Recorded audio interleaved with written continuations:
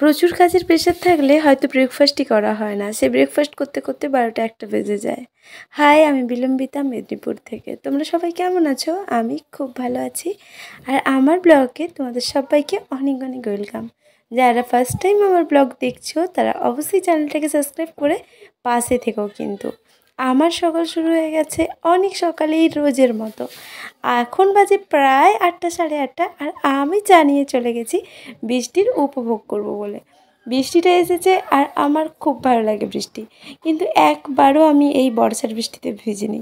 ইচ্ছে তো করছে ভিজতে, কিন্তু ইচ্ছে করেই ভিজছি না, কারণ ভিজলেই শরীরটা খারাপ করবে, আর আমার শরীর খারাপ করলে আমার ছেলেটার অনেক বেশি প্রবলেম হবে।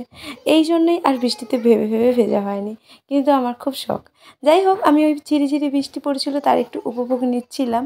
আর ঝিরিঝিরি বলাও ভুল হবে, ওই ফোঁটা ফোঁটা একটু একটু পড়ছিল আর কি। তো বেশিক্ষণ দাঁড়ালাম না, ডাক পড়ে গেছে যে একটু এসো, হেল্প লাগবে। তো আমি চলে এলাম হচ্ছে এই সাইডে তোমাদেরকে গাছগুলো দেখাবো বলে।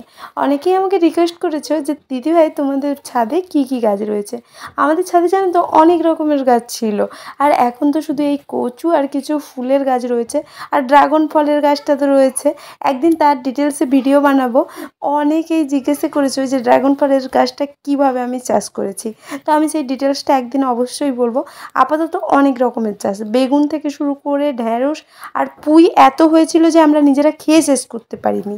আর দেখো কাজটা কত দিন ধরে হচ্ছে, এখনও পর্যন্ত কত কাজ বাকি যেন শেষই হচ্ছে না।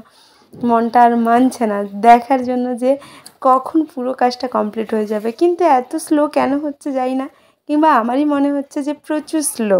যাই হোক, নিচে চলে এলাম। মানুষ বললো যে আইসক্রিমগুলো সব বের করতে হবে, আর ও বরফটা ভেঙে দিয়েছে।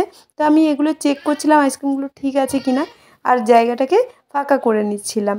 আর এইরকম সময় একজন কাস্টমার এলো, তো ওকে আমি দিচ্ছিলামও যে তুমি কি নেবে। আর এরপর এই জায়গাটা পরিষ্কার টরিষ্কার করে দিলাম। যেহেতু পরিষ্কার করে দিয়ে গিয়েছিল বরফটা, তো এই ক্যারিয়ারটা ওঠাতে আমার কোনো কষ্ট হয়নি। তো আমি ভাবলাম যে এক এক করে ভর্তি করে নেব সবগুলো বের করে, কিন্তু গলে যাওয়ার একটা বিশাল ভয় আমার মনের মধ্যে কাজ করছিল। তো আমি ঢোকাতে কিছুতেই পাচ্ছিলাম না, বরফে আটকে যাচ্ছিল।